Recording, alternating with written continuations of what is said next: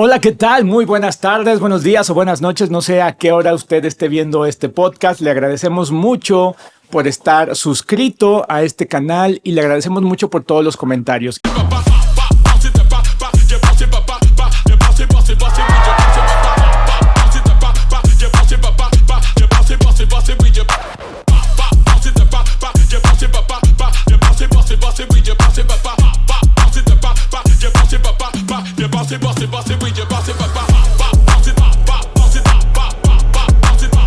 Hoy tenemos una gran invitada de lujo, no solamente una gran psicoterapeuta, sino una gran amiga, una gran aliada que ha estado ya acá en México y que pronto le daremos una muy buena noticia. Está con nosotros Natalia Seijo, a quien me voy a permitir presentarles para quien aún no la conozca.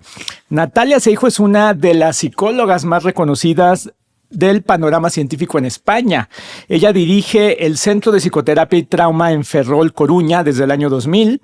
Ella codirige el Máster de Trastornos Alimentarios de la Universidad Complutense de Madrid y es profesora asociada del Máster de Psicoterapia de Terapia EMDR en Trastornos Psicosomáticos de la UNED. Ella es especialista en trauma complejo, apego, disociación, trastornos alimentarios y psicosomática. Además de que es entrenadora de psicoterapia EMDR. Ella da conferencias, formaciones a psicólogos por todo el mundo, ha publicado diversos artículos y capítulos en libros especializados. Y hoy vamos a hablar sobre este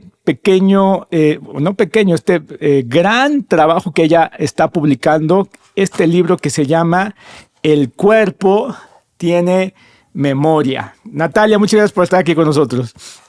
Un placer, Oscar. Encantada de estar aquí contigo también. Cuéntanos un poquito cómo surgió la inquietud, cómo empezó a gestarse este gran libro que yo estoy fascinado. Hay un capítulo que a mí me tiene muy fascinado, del cual hoy hablaremos un poquito. Qué bien.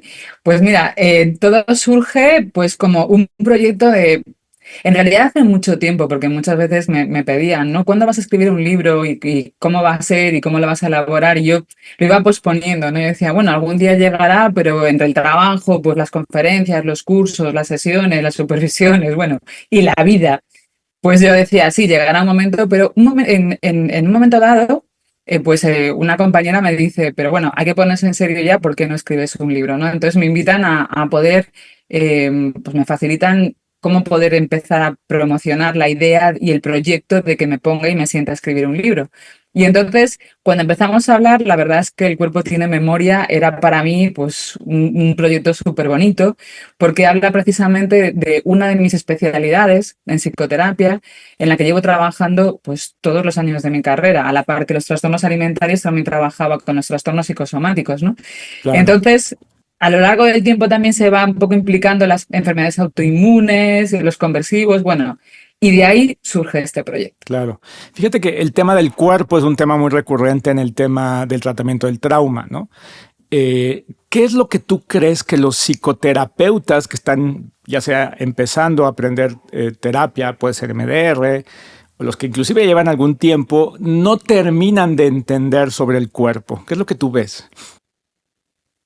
Es que realmente trabajar con el cuerpo tampoco no es tan sencillo, porque el cuerpo muchas veces está bloqueado precisamente por la cabeza. Es decir, para poder entrar al cuerpo muchas veces necesitamos pedirle permiso a la cabeza, Claro. porque el cuerpo contiene en realidad toda la memoria somática, ¿no? Es decir, toda la memoria de todo lo que ha ocurrido, emociones, sensaciones, impactos, energía, palabras, ¿no? ¿Cuánto retiene el cuerpo? Entonces, cuando nos metemos a trabajar con el cuerpo, a veces no es sencillo. Como decimos, la cabeza no da permiso. Y después, que cuando nos metemos a trabajar con el cuerpo, lo que surge de ahí puede ser bastante inesperado también. Entonces, yo creo que uno de las dificultades que yo más veo en compañeros y compañeras de trabajo, ¿no? En psicoterapia, es cómo entrar al cuerpo cuando la cabeza no da permiso. Y si da permiso, cómo entrar para que, ¿no? El resultado de lo que salga de ahí a veces no asuste tampoco a la persona. Entonces, en un cierto sentido, es como si la cabeza fuera, no sé si decirlo así, un estorbo para trabajar en el cuerpo o un límite, una protección. ¿Cómo lo explicarías tú?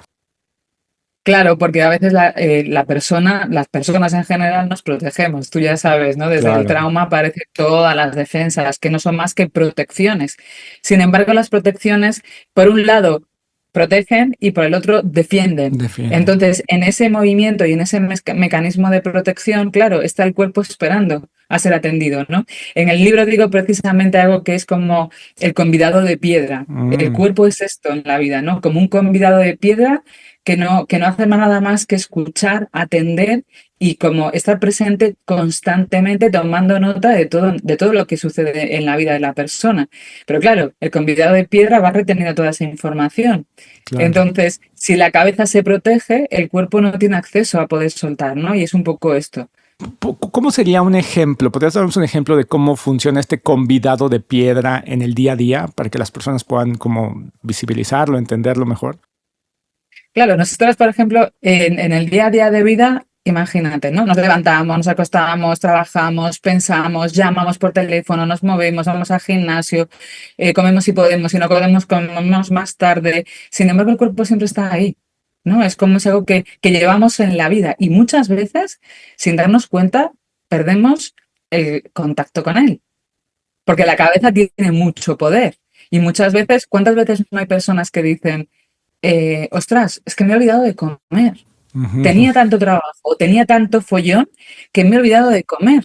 Y es como, pero ¿cómo te vas a olvidar de comer? El cuerpo necesita que tú comas, pero se te olvida. ¿Por qué? Porque la cabeza tiene mucho poder. Y cuando estamos muy en el canal más cognitivo, claro, el cuerpo a veces sin querer lo desconectamos, ¿no? Entonces, claro, claro, ahí es donde empieza lo que te decía antes. claro, claro. Y esto se ve muy claramente, ahorita me hiciste acordar un paciente que llegaba y se sentaba en el consultorio y durante muchas sesiones hubo una sesión que me dice, siempre que llego aquí, me siento de manera que mi pie está como mal acomodado y me está doliendo. Dice, y yo estoy con el dolor toda la sesión, dice, pero hasta ahorita estoy siendo consciente que me duele. ¿Por qué lo dejo? No lo sé. Exacto. Dice, siempre que salgo de aquí salgo con un dolor terrible, una cojera. Y un poquito él decía eso, fíjate, es como si la psicoterapia no solo un poquito, o sea, me hiciese daño, más bien es al revés. Hoy me estoy siendo consciente del daño que me hago yo, ¿no? Exacto, claro, porque no somos conscientes, ¿no? Como una persona que me decía, ¿sabes de qué me he dado cuenta? Fíjate, yo siempre llevo como bolsas, ¿no? Porque tengo que ir de un lado al otro y tal, y a veces voy realmente cargada. Y entonces me doy cuenta que voy cargada porque el otro día una amiga mía me dice, ¿tú te das cuenta que cada vez que yo me quedo contigo, quedamos para algo, tú vienes llena de bolsas y en ningún momento te quitas las bolsas y te quedas, ¿no? Como sin peso. Y Claro, dice ella, es que no. Es cuando yo me quito las bolsas de encima, cuando digo, pero ¿cómo no me di cuenta con lo que pesa esto, quitármelas, ¿no? claro. Para poder liberarme del peso que llevo muchas veces encima de aquí para allá, porque no me doy cuenta. Entonces, esto es el convidado de piedra. Mm. Y un camino que en el libro tú propones es este concepto de la conciencia corporal, ¿no? Cómo ayudar a que las personas tomen esa conciencia. ¿Podrías hablarnos un poquito sobre esta conciencia? ¿Cómo alguien la puede trabajar? Claro, la conciencia corporal es simplemente entender esto que estamos explicando ahora, ¿no? Es decir, por ejemplo, esta paciente que me dice que va siempre cargada con un montón de bolsas y que ella no es consciente de que eso es un peso para su cuerpo, hasta que una amiga le dice, me doy cuenta que tú y yo podemos encontrarnos y tú puedes seguir con las bolsas encima con todo el peso sin darte cuenta de lo que te está pesando. Tomar conciencia corporal es lo que esta mujer me contó. Cuando se libera de las bolsas y me dice, claro, y en ese momento yo noto que al liberarme de las bolsas estoy viendo cómo mi cuerpo se empieza a soltar y empieza a notar el dolor que me estaba causando la bolsa todo el tiempo ahí colocada durante una hora de pie. La conciencia corporal es simplemente esto, es darme cuenta cuando mi cuerpo me dice, esto pesa, o Claro, cuando mi cuerpo me dice, tengo hambre, tú tendrás mucha cantidad de trabajo, pero yo necesito reponer claro. energía y no estás comiendo y no te estás dando cuenta. Entonces, eso simplemente ya es empezar a tomar esa conciencia corporal. O cuando alguien, por ejemplo, cosas muy básicas, que te estoy diciendo, pero cuando alguien te dice, bueno, llevo como una hora con ganas de ir al baño, ¿sabes? Pero me he aguantado un montón de tiempo y es como, pero no me daba cuenta, Ujú, ¿sabes? No me daba no me daba cuenta. cuenta.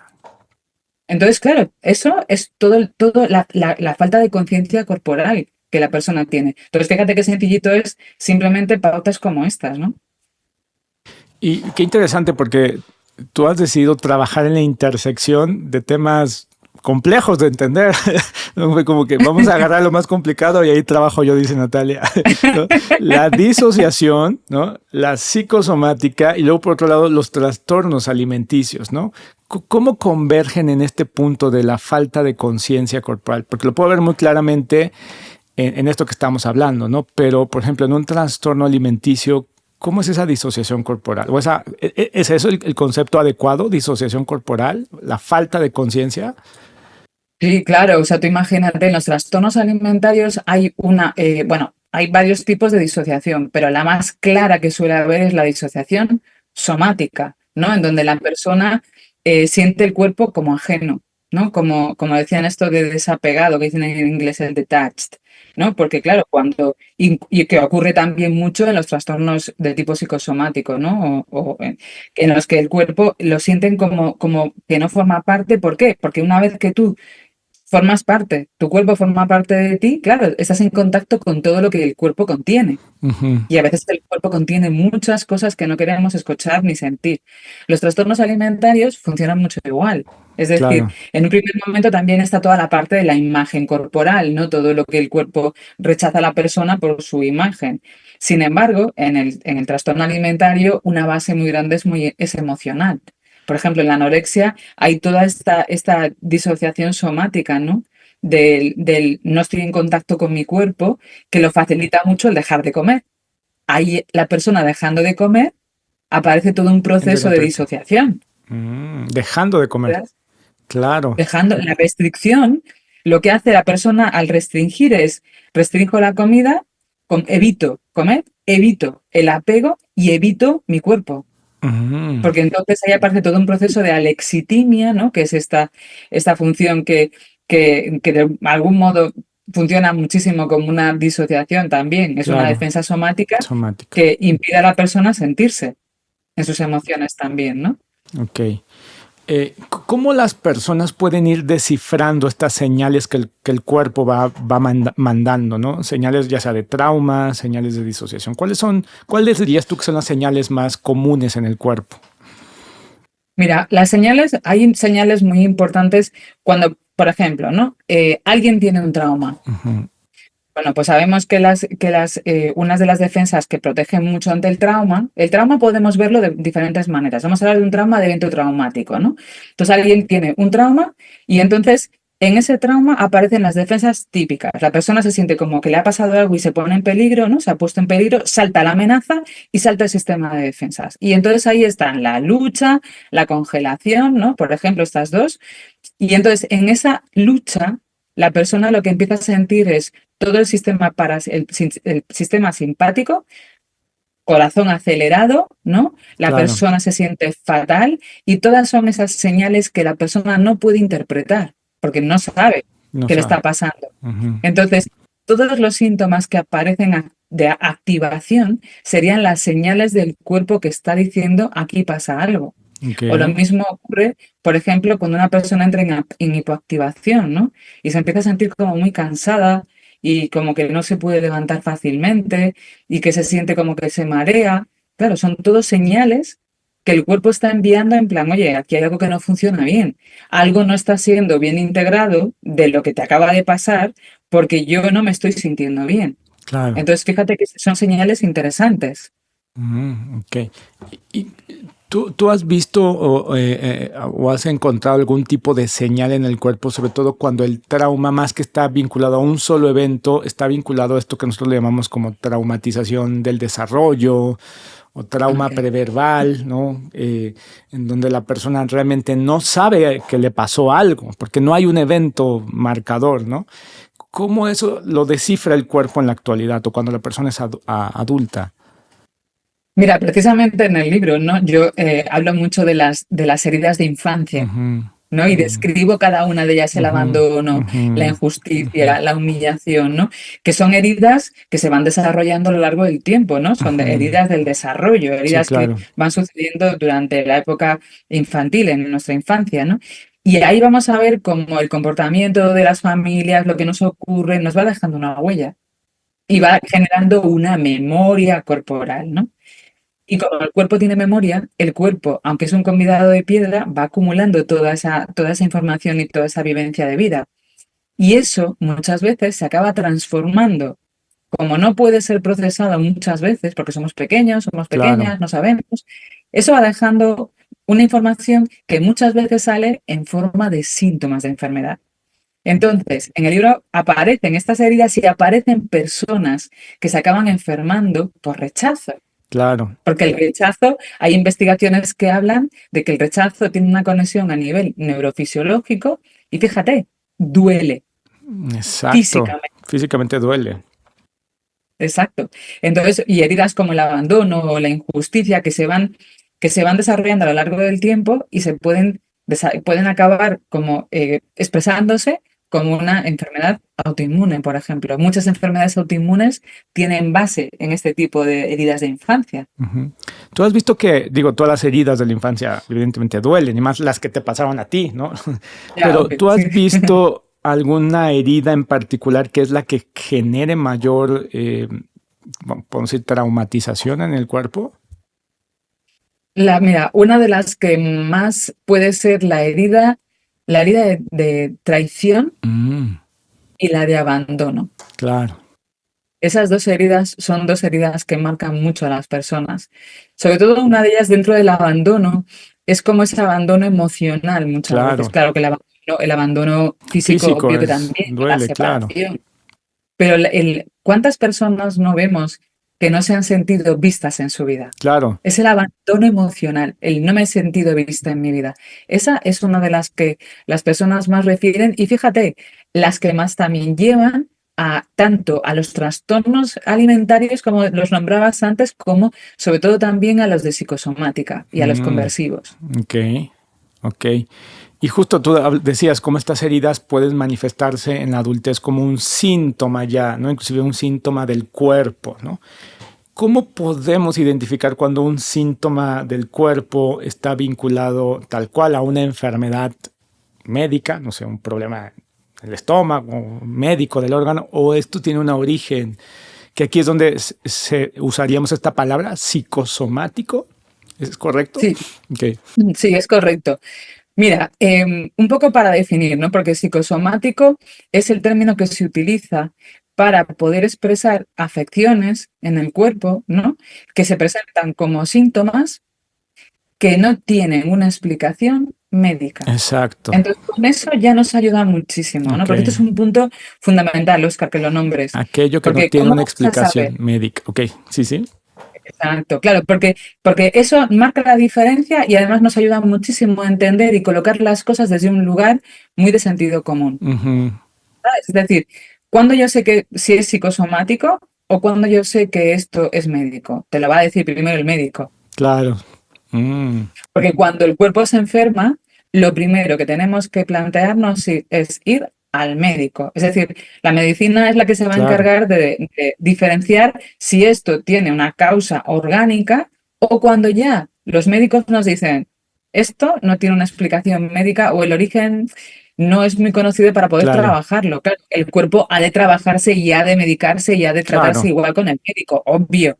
Sin embargo, ahí entramos también los psicoterapeutas que estamos especializados en esta parte más de psicosomática, porque hay un componente ya más psicosomático Ujú. también. ¿Y cómo se le hace entonces para identificar? Esto que dices es muy común que a veces nosotros los terapeutas lo escuchemos, ¿no? Pacientes que vienen con nosotros y que nos dicen, llevo años con la migraña, tengo este dolor en la espalda, ya me hice los estudios, el estudio, el cefalograma, la resonancia, los rayos X dicen que yo no tengo nada. El doctor, ya Que fui a todo está uno, dos, en mi tres, que cabeza, todo ¿no? está en mi cabeza, que estoy malito de los nervios, que me relaje, que tranquile, que respire. Sin embargo, a veces esa respuesta, pues creo que también a veces deja a los pacientes muy perdidos, ¿no? Porque tengo algo que ni siquiera los médicos me saben decir qué es, ¿no? Mira, deja a los pacientes y a los pacientes perdidos. Los deja también asustados y los deja sin esperanza. Sí, claro. ¿No? O sea, que tenemos diferentes respuestas en función de que la gente.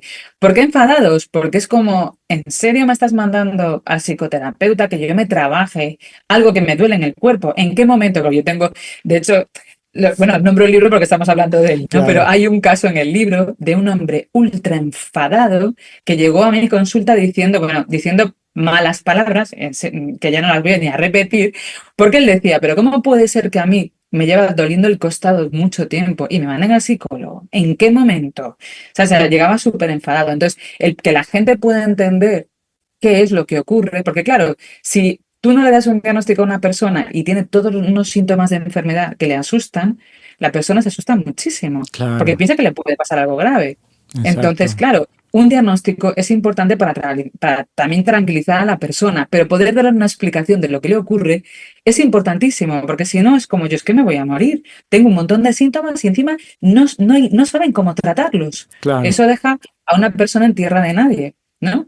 Entonces, desde ahí, el poder ayudar a la persona a que lo pueda tranquilizar es fundamental. Y después, también hay una parte mucho de enfado, de sentirse perdidos cuando les dicen, eso todo está en tu cabeza. Porque cuando una persona tiene un montón de síntomas físicos, si le dicen todo está en su cabeza, claro, lo primero que se entiende es, yo no me lo estoy inventando. claro, ¿Te claro, das cuenta? claro. Y esto se puede tratar, o sea, la pregunta ya más específica, ¿no? Me viene a la mente muchos casos, ¿no? Particularmente uno de un chico que siempre tiene mareos, siempre tiene náuseas, y que muy peculiarmente estos pacientes son como muy, no me gusta esta palabra, pero son como estos que están muy preocupados por estar enfermos, ¿no? Antes les decíamos hipocondríacos, ¿no? Que inclusive algunos de ellos pudieran ser hasta muy buenos médicos porque te citan, te leen estudios, investigaciones de yo creo que tengo esto, ¿no? Y al menor síntoma corren al laboratorio que les hagan 3, 4 estudios nucleares de genética porque están muy angustiados con lo que tienen, ¿no? Y que la aproximación que a veces hemos tenido es, bueno, tratar de vincular esa emoción con alguna memoria o evento traumático y pues hacer terapia MDR para intentar procesar las memorias del pasado. ¿Ese es por ahí? ¿Es el tratamiento? Sí, el tratamiento está por ahí, pero hay mucho más que podemos hacer, porque hay toda una fase, ¿no? La fase de estabilización y la fase Ok, de regulación, en donde para la persona es fundamental, porque el vínculo con alguien también tiene que ser importantísimo, ¿no?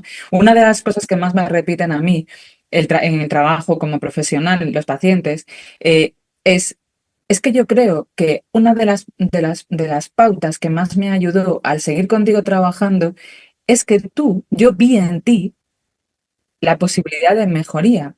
Porque, claro, pacientes que yo trabajo llevaban 25 años buscando una solución a su problema. ¿Sabes? Y hablamos con renales, inflamación en las articulaciones, inmovilidad. Quiero decir, hablamos de cosas importantes. Entonces, cuando una persona te dice, es que yo antes había perdido la esperanza de recuperarme, hasta que vi que en ti había una posibilidad de realmente estar como en el punto de que yo me podía curar, ¿no? De que yo podía conseguir algo, porque curar pueden ser muchas cosas, pero yo podía conseguir algo, ¿no? Entonces, lo primero es esto, lo primero es vincular con la persona y que la persona vea que vamos a atender, a poder trabajar con el tanto por ciento psicológico que esté influyendo en su enfermedad. claro, No decir, no traer unas expectativas muy altas en tú te vas a curar, porque curar, ¿sabes? Es el poder llegar al punto en el que la parte psicológica esté influyendo en todo lo que te ocurre a ti a nivel físico. Entonces la persona te dice, pero puede ser mucho, no lo sabemos. Nos ponemos manos a la obra y nos ponemos a trabajar. Y desde claro. ahí es poder también entender mucho el síntoma. Cuando se da el síntoma, cuando aparece, para qué aparece, el para qué del ¿Para síntoma es qué? súper Claro. importante. para qué aparece, en qué momentos aparece, hacer conexiones con lo que aparece, con lo que no aparece, para que la persona vaya tomando pues una asociación, ¿no? Como decía antes, que la cabeza nos dé permiso para poder entrar en el cuerpo, ¿no? Claro. Y una vez que hagamos todo ese trabajo, ahí es donde podemos ir a ver en dónde empezó todo esto, atrás en el tiempo, ¿no? Con qué conecta en su historia de vida con esto. Ok. Eh, ¿Tú solo, cómo lo trabajas tú? ¿Tú haces solo MDR? ¿Utilizas otros modelos terapéuticos? ¿Usas más modelos somáticos? ¿Cómo es tu práctica clínica? Claro, yo trabajo, mi base de trabajo es el enfoque MDR. Claro, Sin embargo, lo complemento mucho también por ejemplo, en la fase 2, ¿no? En la fase de la estabilización y trabajo con otros modelos más corporales, ¿no? Pues todo lo que me ayude a poder trabajar a nivel implícito desde el cuerpo, ¿no? Es decir, con toda esa claro. información más implícita, la utilizo sin duda. Ah, genial, genial. Suena muy interesante, ¿no? Entonces, justo cuando la medicina no puede explicar los síntomas, ¿no? Entonces es cuando podríamos empezar a hablar del tema psicosomático. Ahorita mencionaste otro tema que dijiste trastorno conversivo. ¿Cuál sería la diferencia entre lo psicosomático y lo conversivo? Que lo psicosomático está más por conceptualización. Vamos a hablar de que lo psicosomático habla del órgano. Mm, Mientras el trastorno conversivo en realidad habla más de todo el sistema que se refiere más a lo que engarza al sistema nervioso que afecta a los músculos, por ejemplo, de la parte más motora, a los ok, músculos que tienen que ver, a los nervios que tienen que ver, a toda esa parte más que habla de él, por ejemplo, el sistema locomotor, ¿no? Cuando una persona, por ejemplo, pues no deja de andar, o una persona, por ejemplo, no se puede mover, ¿sabes? O sea, cuando afecta todo más a ese ya sistema todo un más sistema más. nervioso que va a los nervios que van más hacia esas zonas del cuerpo que impiden a la persona la movilidad, por ejemplo, o le provoca, por ejemplo, parálisis, provoca también anestesias, o sea, toda esa parte que tiene mucho más que ver con ese otro sistema. Y es correcto pensar, por ejemplo, porque, bueno, uno, o sea, creo que es muy bueno empezar a visibilizar el tema del trauma, muy bueno visibilizar el tema del efecto en el cuerpo. Pero sin embargo, cuando ya hay, podemos decir, una enfermedad tan compleja o algo que afecta a un sistema por completo, como bien dices, ¿no? Que no me puedo mover, ¿no? ¿Es correcto pensar que tratando el trauma esto va a desaparecer? Mira, es que eso a veces es muy interesante de Sí. ver, ¿no? Porque Ujú. claro, cuando tú dices algo así es como, bueno, claro, es que esto es como si fuera un milagro, ¿no? Claro. Y fíjate, en la presentación del libro en Ujú. Ferrol, en mi ciudad, ¿no? Cuando lo hicimos presencial, cuando salió el libro, el 17 de octubre precisamente, resulta que yo decidí que viniesen 3 personas conmigo a presentar el libro. Y estas Pacientes tres tuyos. personas son las 3 protagonistas que en el libro se titulan como en primera persona, que Wow, son Marisol, Marisol. María y Amada.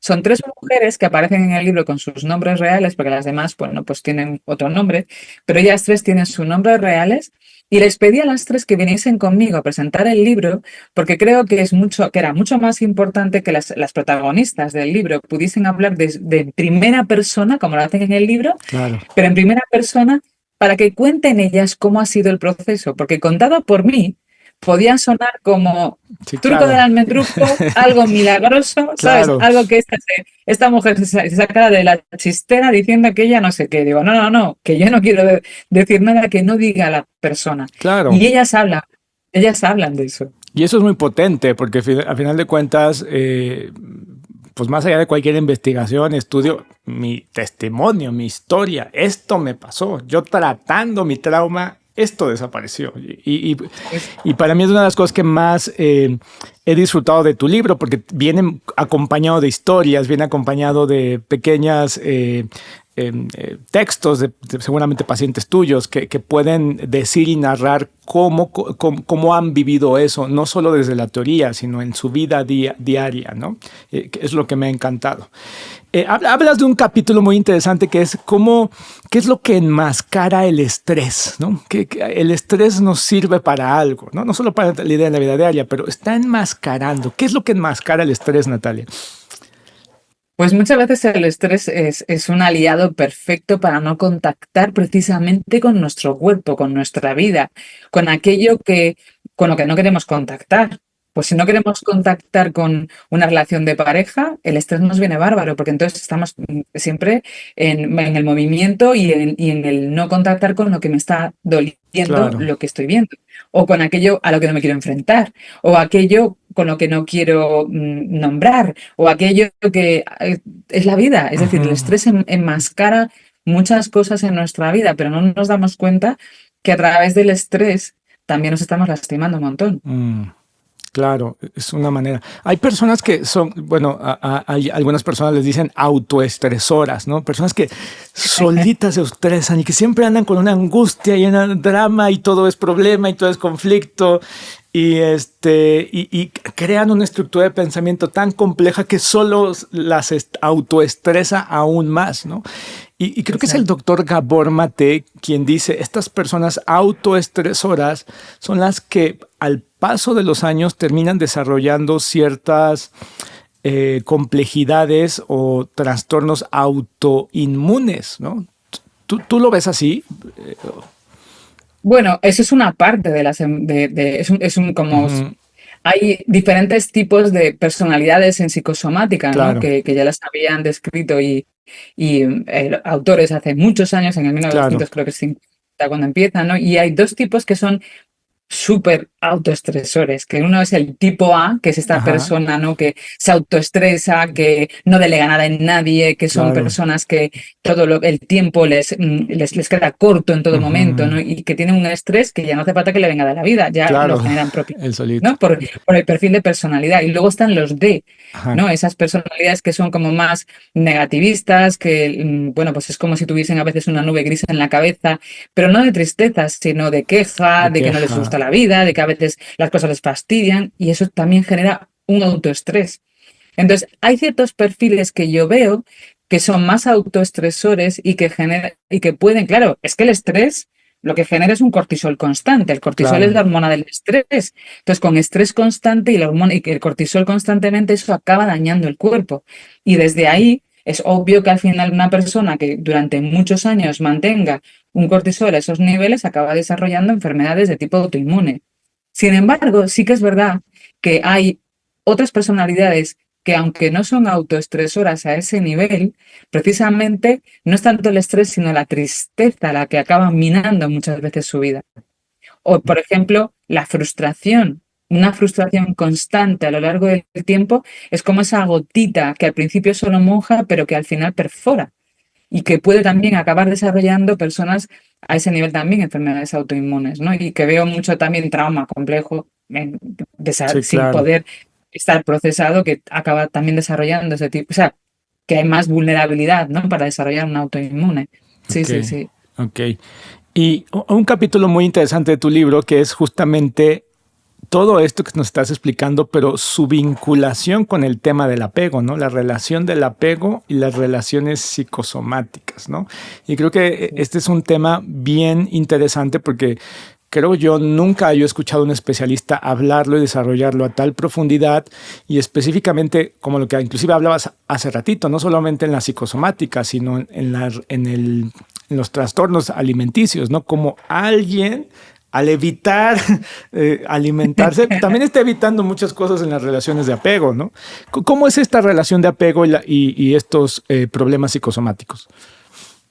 Pues claro, es que la relación de apego, el apego es un poco toda la relación que vamos teniendo a lo largo de la vida, ¿no?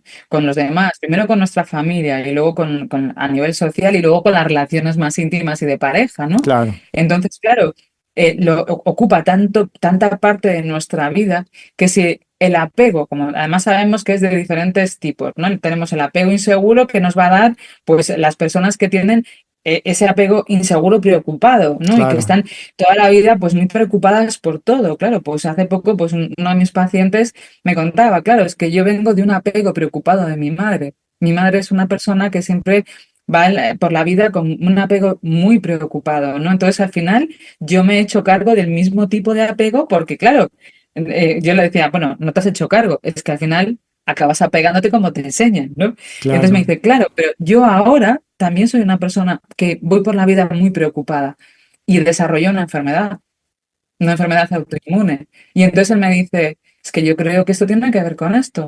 O sea, creo que tiene que ver con mi propia preocupación constante en la vida, porque yo no me puedo relajar. O sea, por la noche no duermo tranquilo. Cualquier cosa me puede disparar precisamente esa preocupación, ¿no? Entonces, fíjate, como un apego, o sea, que es preocupado, ¿no? De ten cuidado, no te vas a caer, vas a tener un accidente, no vayas a la calle, no te puede claro, pasar aquello. Claro, dices que llevo toda mi vida así. Es que me voy de viaje y ya me dice a dónde vas de viaje, qué necesidad tendrás tú de irte de viaje y si le pasa algo al avión. Escúchame, ¿cómo voy a vivir así la vida? Claro. claro. Entonces, desde pequeño lleva con esto. Y Ujú. dice, claro, y esto ya se ha hecho mío, ¿no? Y como esto, por ejemplo, es algo que tiene que ver con el apego preocupado. Pero si hablamos, por ejemplo, del apego evitativo, ¿no? Exacto. Imagínate las personas que vinculan a través del apego evitativo es que tienen todo el tiempo esa necesidad de evitar, ¿no? Y entonces, pues no son personas que de alguna manera van a vincular más explícitamente, lo hacen más hacia adentro, ¿no? Reprimen cosas, no las cuentan, se callan, callan emociones, callan también palabras, y eso, como no salga, ¿sabes? Va hacia algún sitio. El cuerpo lo que hace es desplazar aquello que no sale de una manera saludable porque no puede mantenerlo dentro, ¿no? Y eso también se acaba convirtiendo, al cabo del tiempo, en lo mismo. También se acaba convirtiendo en tensión en el cuerpo, en estrés para el cuerpo, etcétera, etcétera. Wow, wow. Y el apego desorganizado, ¿tú cómo lo has visto en el cuerpo? ¿Cómo se manifiesta? Bueno, claro, el apego desorganizado ya viene del miedo, ¿no? Es decir, un apego desorganizado se acaba desarrollando cuando para el niño o la niña, ¿no? Desde un principio en el origen, las figuras, ¿no? Las figuras, el padre, la madre, los cuidadores, las cuidadoras, pues era una fuente de amenaza. Entonces eso genera miedo. Entonces, una persona que va desarrollándose a través de las vinculaciones con el miedo por el medio, ¿sabes? Pues eso acaba desarrollando también, pues, toda una serie de vivencias que acaban haciendo sufrir al cuerpo, que acaban haciendo que el sistema nervioso también esté como más activado, ¿no? Y active alertas constantemente. Entonces, claro, el apego desorganizado acaba siendo el apego que muchas veces también responde a todas las experiencias traumáticas que desarrollan todo este tipo de enfermedades que estamos describiendo, ¿no? Por ejemplo, pues personas que, no, como también comento en el libro, ¿no? Como dice la medicina china, que nos ayuda mucho a conceptualizar, ¿no? Que los órganos están muy centrados en emociones diferentes, ¿no? Que, bueno, pues es muy interesante para poder luego entender más cosas, ¿no? Entonces, imagínate una persona que vive constantemente en el miedo, ¿no? Si una persona que acaba desarrollando el miedo como disparador de vida, los riñones son los órganos del miedo, ¿sabes? Wow, Igual que dicen que el hígado es el de la ira. wow. Mm, Entonces, mm, imagínate que una persona pues que vive mucho en una emoción, al final sí que es cierto que de algún modo, a ver, no es sota, caballo y rey, no, no es claro, condición sine qua non, pero que es muy interesante entenderlo desde aquí como una manera más simbólica de poder entender cómo si vivimos en una emoción que no podemos procesar bien, que no podemos expresar bien, se puede convertir realmente en un problema para el cuerpo. claro, claro. Y que parte de gravedad de estos problemas, ahorita que lo mencionaste sobre la medicina china, yo he visto un poco cómo nuestra manera de pensar, sobre todo en Occidente, sobre todo la psicología occidental que separa la mente del cuerpo y que ha sido el más grande problema, ¿no? A la hora de entenderlo, de tratarlo y de prevenirlo, ¿no? Y también un poco la medicina convencional, ¿no? Cómo en el Oriente segmentamos y cortamos, ¿no? He visto que las filosofías orientales lo tienen todavía un poquito más integrado, incluyen el Exacto. cuerpo, ¿no? Hay médicos, ¿no? Orientales que su tratamiento no es vaya que le hagan rayos X, sino ve a caminar y a respirar y platícame un poquito cómo está la relación con tu mamá, ¿no? Este tipo de cosas, ¿no? Exacto. Este, para ti, ¿qué cosas que tú has conocido de otras filosofías o de otras culturas ayudan a este tratamiento? Claro, pues fíjate, es que es toda como la integración, ¿no? Igual que toda la parte de la meditación, ¿no? O La la meditación. filosofía, por ejemplo, más esto de la filosofía que tiene mucho que ver con la esencia realmente de la medicina china, ¿no? Que a mí me ayudaba mucho pues a entender, a ver, que sin llevarlo a la parte mucho más científica, ayuda mucho a conceptualizar y tiene sentido, ¿no? Que ver que una persona tiene un órgano y que tiene una experiencia emocional muy conectada, ¿no? A ese órgano, como explicábamos Claro, antes, claro. cada emoción puede estar relacionada con un órgano, a mí me dio mucha luz a poder entender y conceptualizar que, aunque no es una condición exacta, puedo tender a preguntar, ¿no? A través de esa emoción si corresponde con Ujú. la afectación que la persona o la afección que la persona presenta en el cuerpo, ¿no? Entonces, este tipo de filosofías más orientales, sin estar como tan estricto todo colocado, a mí me ayudaba mucho a recoger también y a ver mucho de ahí para poder entender más a nivel espiritual, como mucha gente viene, ¿no? Pues que también viene conectada desde ahí. Hay Claro. personas que son más espirituales a la hora de hablar o a la hora de comunicarse, ¿no? Y el cuerpo da mucho lugar a hacer ese tipo de trabajos, ¿no? Pues por ejemplo, desde la meditación. Hay gente que a través de la meditación me comentaba un montón, ¿no? Que hacían meditación en su tiempo libre y me comentaban que desde ahí aparecía como toda una energía, por ejemplo, en personas que estaban enfermas por ejemplo, tengo una chica que esto no es psicosomática, pero que me ayuda mucho también a explicarlo, que ella está enferma de cáncer, ¿no? Entonces, a través de su propia enfermedad, por ejemplo, ella conectaba mucho con toda esa parte espiritual que le ayudaba muchísimo a salir adelante en el proceso. Porque sabemos que cuando hablamos de enfermedades como el cáncer, lo que ayudamos desde la psicoterapia, de la psicosomática, es precisamente ayudar a la persona a levantar el estado de ánimo, porque eso ayuda mucho al tratamiento, por ejemplo, con la quimioterapia, ¿no? Entonces, desde aquí, todo el trabajo de psicosomática no es porque la enfermedad lo sea, sino Claro. porque al ser especialista en este campo, podemos ayudar mucho a la persona a mantener, ¿no? Como todas esas defensas psicológicas y emocionales que le van a ayudar a llevar mejor todo el Ujú. proceso pues, de la quimioterapia y todos los procesos de la enfermedad, ¿no? Entonces, desde ahí también, fíjate, pues toda esta parte de la filosofía más oriental que ayuda mucho también a la persona. Claro, claro, qué interesante. Y fíjate, tú trabajas en un campo de especialización muy peculiar, para mí es muy hermoso y muy necesario. Creo que necesita haber más especialistas como tú, porque a veces los mismos psicoterapeutas no saben explicar todo esto que emerge corporalmente. Y al empezar a ver tantos pacientes, creo que empezamos a identificar patrones, ¿no? Muchos patrones, ¿no? ¿Qué es lo que tú ves que se pudiera aportar, pero sobre todo al tema de la crianza de los niños, niñas, de los bebés, ¿no? Y sabes en qué momento me empezó a surgir ahorita, por ejemplo, cuando empezamos a oír este tipo de temas en bebés, ¿no? O en niños muy chiquitos que el bebé tiene alergia, el bebé tiene una dermatitis, el bebé o el niño tiene algo que médicamente no se ha podido explicar o que no le saben y que ya tenemos un año intentando, ¿no? Creo que de verdad creo que en la humanidad, en la cultura que estamos viendo hoy, tenemos algo muy perdido en el tema de crianza, de gestación. ¿Para ti qué serían esas cosas que tú ves? Claro, muchas veces es lo que en la familia no se percibe, muchas veces son los más pequeñitos quien lo Mm, expresan. ujú, ¿Sabes? mm. Claro, yo recuerdo a una familia que me decía, no, es que yo no entiendo por qué mi hijo, porque claro, yo no trabajo con niños pequeños, pero las padres vinieron a preguntarme, ¿no? Entonces me decían, no entiendo por qué mi hijo acaba expresando esta dermatitis porque yo no lo estoy entendiendo. Nosotros en casa no discutimos, nosotros en casa no nos gritamos, nosotros en casa no expresamos cosas que puedan resultar agresivas. Claro, entonces yo me quedaba pensando y digo, entonces, y cuando tenéis que discutir acerca de algo, ¿cómo lo hacéis? Es que no discutimos, discutían nada, pero es que no discutían, que no, que se quiere decir, era todo tan aséptico y tan neutral que yo les preguntaba, pero entonces, cuando algo os incomoda, ¿cómo hacéis? Bueno, cada uno lo resuelve a su manera, pero no entramos a discutir. No creemos que sea necesario.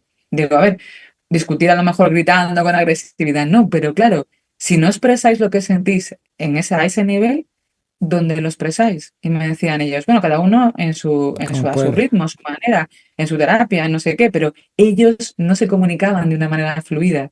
Entonces yo les dije, ¿sabéis una cosa? Es que a veces lo que los mayores no nos damos cuenta que no estamos expresando y que a lo mejor eso resulta incómodo, ¿sabes? Muchas veces son los pequeñitos o las pequeñitas quienes acaban desarrollando esto. Exacto. Entonces me pregunto si a lo mejor él, el pequeñito, está percibiendo algo que en realidad en casa no se está transmitiendo y a él sí que le está llegando y le está incomodando, ¿no? Entonces fuimos trabajando con esa idea. Al principio me decían, bueno, tiene mucho sentido, porque yo decía, no perdemos nada. Vale, no perdemos nada. ¿Qué os parece si empezamos a trabajar con esto? Porque además el niño también empezaba a pegar en el colegio. También fue una señal que me ayudó mucho a mí a Claro. entender que a lo mejor no era solamente Sí. el tema que estaba mostrando, ¿no? A través de la psicosomática. Entonces, empezamos a hablar de esto y sí que en realidad cada uno tenía mucho que decirse al otro, pero se contenían por sus propios apegos evitativos. Exacto, Entonces, exacto. claro, empezaron a trabajar en su terapia de pareja y a nivel individual y el niño empezó a mejorar muchísimo. Exacto. Entonces, una vez, luego me los encontré después, un tiempo más tarde, cuando yo les dije, hacer un trabajo, mirad cómo vais a hacer, y me dijeron, efectivamente, es que fíjate, además nos estábamos perdiendo el darnos cuenta que él sí que estaba atento a todo esto, pero no nos dábamos cuenta. Estábamos tan metidos en nuestra idea de no discutir, de solucionar delante del niño, no, todo tiene que ser tan neutro, que en realidad estábamos haciendo toda la relación como desde un lugar muy frío. Entonces él se estaba dando cuenta de que aquello no era fluido, no le sentaba bien, ¿no? Entonces eso es un ejemplo que yo creo que puede ilustrar muy bien esto que Claro. estamos hablando. Y sobre todo cómo reaccionan los adultos, porque cuando escuchamos este tipo de cosas, lo primero que veo son esos adultos que evitan, ¿no? Inclusive darse cuenta, ¿no? Es muy duro, lo sé, pero a veces sí es real, ¿no? Sobre todo con los niños, que el niño va a ser un síntoma de lo que está pasando en casa, de Eh, la relación entre papá y mamá, o no mamá, y el niño lo va a somatizar en un cierto sentido, lo va a exacto, manifestar, ¿no? En el exacto. caso de adolescentes con trastornos alimenticios, ¿cuál es el como factor común que tú has visto de esta disfuncionalidad en el hogar? Claro, ahí lo que vamos a ver, como tenemos diferentes tipos de trastornos alimentarios, ¿no? Podemos irnos Sí, claro. desde para un poco hacerlo lo largo, corto, ¿no? Es decir, tenemos los restrictivos y tenemos los de sobreingesta, ¿no? Entonces, los restrictivos es la más la anorexia, que es como el prototipo, y en los de sobreingesta vamos a encontrar el trastorno por atracón y, por ejemplo, la bulimia, aunque hay Claro, más. Pero bueno, estos están así. Entonces, dentro de los diferentes trastornos nos vamos a encontrar también muchas características diferentes. Entonces, por ejemplo, en la anorexia, lo que más se ve, por ejemplo, es toda esta parte más evitativa. Y vemos familias a lo mejor que evitan mucho la comunicación, ¿sabes? O sea, como esto, como un poco esto que claro, acabamos de explicar con este niño pequeño en el ejemplo de la familia, ¿no? Y luego, por ejemplo, podemos encontrarnos también mucha exigencia, mucho perfeccionismo, ¿sabes? Familias que son, que tienen más como desde el tema del control, ¿no? Como una manera de educar. Y luego vamos a encontrar, por ejemplo, en la parte de la bulimia, cómo vamos a encontrar mucho más trauma ya, ¿no? Y todo el apego es más desorganizado, ¿no? Pues ahí podemos encontrar familias pues más de abuso o más de maltrato, ¿no? No tiene que ser siempre así, pero bueno, son familias claro. como más desorganizadas a ese nivel, ¿no? Y luego la parte toda de la trastorno, por ejemplo, por atracón, que ya son personas que tienen ese apego más ambivalente, ¿no? Más preocupado, que son personas que tienden más como a evitar el conflicto, complaciendo a los demás y que vienen precisamente también de esas familias más ambivalentes, como explicábamos antes, ¿no? Pues de figuras de apego pues con más miedo a lo mejor, o figuras de apego con más inmaduras que tienen que ayudar, ¿no? De alguna manera también pues a poder entender lo que la ambivalencia del apego en esas familias también se muestra. Entonces ahí vamos a ver cómo, dependiendo del trastorno alimentario, nos encontramos diferentes Claro. tipos de apego con diferentes tipos de familias también. Ujú. Cuando los papás son demasiado exigentes, de esos papás que mamá que se exige, exige, mamá exigente, exigente, exigente, exigente, sobre todo con esta idea que tenemos en Occidente de los adolescentes solo necesitan disciplina y rigidez y metas y a veces todo el mundo emocional es como visto demeritado, ¿no? ¿Cómo poder ayudar a estas familias a darse cuenta de estas situaciones?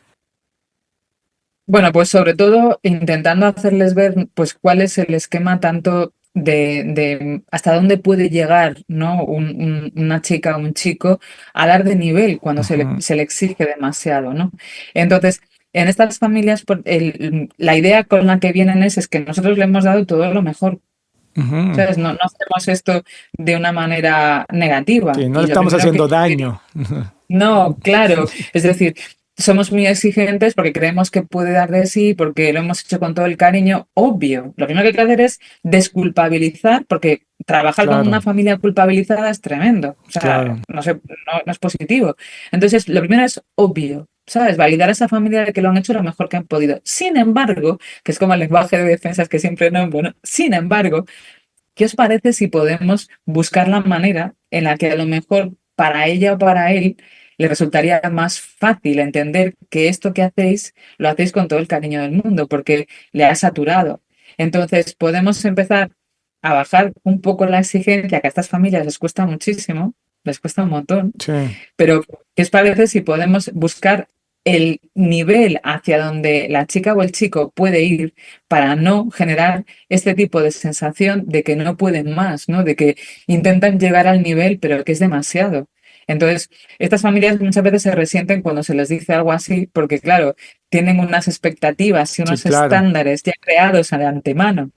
Entonces hay que intentar ayudarles a darse cuenta que los estándares en realidad es algo que nos marcamos, que se puede Claro. modificar y que a veces se llega al mismo sitio sin ir en línea recta, que podemos dar curvas y no pasa nada, ¿sabes? Y que es curioso porque estos pacientes, cuando vienen papás de adolescentes, vienen a exigir y a poner altos estándares a la terapia y le exigen al terapeuta y Exacto, se enojen sin, oye, yo te traje a mi hija 3 meses, ya debió de haber cambiado, ¿no? Entonces, exacto. qué complejo. Y porque no se dan cuenta que están poniendo estrés. Es una crianza, podría decirle yo, Sí, de alto estrés, ¿no? Qué complejo. exacto. ¿Se puede tratar el trauma, Natalia? ¿Se cura el trauma? Sí. Yo tengo que decirlo así, Sí, porque claro, sí, porque a ver, el trauma por definición viene del griego y es exacto. una herida que además deja huella y daña, Ujú, ¿no? Entonces, si es una herida, las heridas se pueden curar, exacto, ¿no? Entonces, se puede curar a nivel físico y se puede curar a nivel emocional y se puede curar a nivel psicológico, ¿no? ¿Qué ocurre? Que hay heridas y heridas, claro. claro. Hay heridas que dejan mucha huella y hay heridas que a veces cuesta mucho poder curarlas. Luego también, claro, es decir, si tú me preguntas así aisladamente, ¿el trauma se puede curar? Yo te digo que sí. Claro, ojo, alrededor del trauma se monta toda una estructura de protección, que eso es lo que muchas veces impide llegar al trauma. Pero si pudiéramos llegar directamente al trauma, sin que el trauma hubiese dejado una huella muy profunda, ¿sabes? El trauma se puede curar. La herida puede llevar mucho tiempo poder curarla, porque una herida cuanto más profunda es Claro, y más años lleva abierta, más tiempo tardamos. claro. Y ya te digo, y lo principal no es tanto la herida, que también, sino todo lo que se ha formado alrededor y el daño que ha dejado. Ese es el problema del trauma. Y el daño que se quedó en el cuerpo, esta memoria corporal, ¿cómo sería ese cuerpo, vamos a decirlo así, post haber tratado ese trauma? ¿O cuáles serían los caminos? Para poder trabajar con el cuerpo después Sí, del trauma. Claro, primero tenemos que ver, eh, claro, hablamos de los diferentes traumas que hay, por eso decía antes, claro, y depende del trauma, porque tenemos el trauma de evento único, ¿no? Que es un trauma que se da de una manera concreta, es decir, se da en un momento, pero que puede tener mucho impacto para la persona, ¿no? Como ocurre, por ejemplo, pues como ocurrió en España con el Dana, ¿no? El famoso, ujú, sí, lo que acabamos de sufrir en Valencia. Valencia, ¿no? Con todo lo que ocurrió, pues eso, claro, es un evento único, pero que imagínate qué evento ha sido este. Entonces, ¿cuánto daño puede dejar eso a una persona? ¿No? Que ha Claro, vivido ese horror de esa catástrofe, ¿no? O como vivisteis pues también en México con hace poco cuando fui yo a México, que sí, habéis sí, tenido como el volcán, ¿no? Yo decía, madre mía, a ver qué pues puede pasar también con esto y la gente cuánto se asustaba, ¿no? Pero, sin embargo, el problema también está cuando el daño es repetido, ¿no? Y es poquito a poco y eso deja también su huella, que a veces es una huella que, a pesar de que parece que es más suave, es como el daño silencioso que va dejando esa huella también en el cuerpo.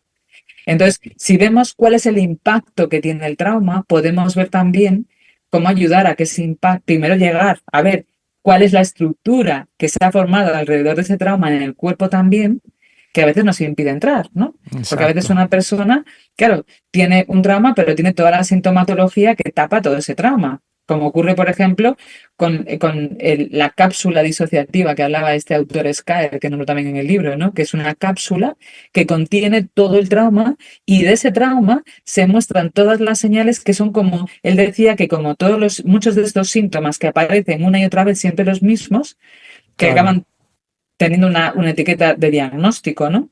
Pues un síndrome que presenta siempre los mismos síntomas, eso puede ser la señal de que aquí hay un trauma encapsulado. De hecho, hay una de las historias del libro. Marisol, por ejemplo, tenía una de estas cápsulas disociativas. Además, es muy chulo porque ella descubre durante la terapia que le ocurrió algo que ella ni sabía que le Ni había se pasado. acordaba, Y sí. una vez que procesamos este trauma, los síntomas se empezaron a descender, pero que fue una cosa increíble. Pero claro, antes de llegar aquí, nos tiramos un montón de tiempo trabajando todo lo que le había ocurrido en el presente a Claro. causa de cómo había sido su vida en el pasado. Y todo fue el presente, la ansiedad que tenía, el miedo que tenía. Entonces, hasta llegar a ver cómo el trauma daña el cuerpo, hay que ver todo lo que se ha montado por encima de eso, como un edificio entero, ¿no? Exacto. Qué fascinante y sobre todo creo que es muy necesario seguir hablando sobre el cuerpo en el tema de trauma. Creo que inclusive los especialistas de trauma no terminamos de entender eso de que el trauma está en el cuerpo, ¿no? Y que se requiere hablar más, ¿no? Y que justo es una disfuncionalidad del cuerpo que como yo no puedo regular, pues para eso como, para eso me drogo, para eso me disocio, y que libros como el tuyo van a aportar bastante a este entendimiento. Así es que, por favor, corra a su librería más cercana y vaya a comprar este libro, El cuerpo tiene memoria, de Natalia Seijo. En España, ¿dónde se puede conseguir, Natalia? Bueno, en España se puede conseguir en Amazon, lo vende Penguin, que es la editorial, es Montena Penguin, Ok. o sea que en la página web de Penguin se puede conseguir, en la Casa del Libro, en el Corte Inglés también lo venden, o sea que Sí, sí. y librerías pequeñitas por toda España también lo venden, o sea que sí, muy bien. Exacto, y en México Newman estará viendo la manera de traerlos acá. Creo que también momentáneamente por Amazon se puede pedir en México, que lo estábamos checando hace ratito. Pues léalo. Le contaba yo a Natalia que hace poquito estaba yo en Madrid, entré a una librería en la Gran Vía y en esta mesa de los más vendidos del mes me lo encontré. Ahí estaba ¡Qué el libro de bien, qué Natalia. bien! Así es que muchas felicidades, Estaba con Natalia. Oscar. Muchas gracias. Gracias a ti. ¿Algo que quieras agregar?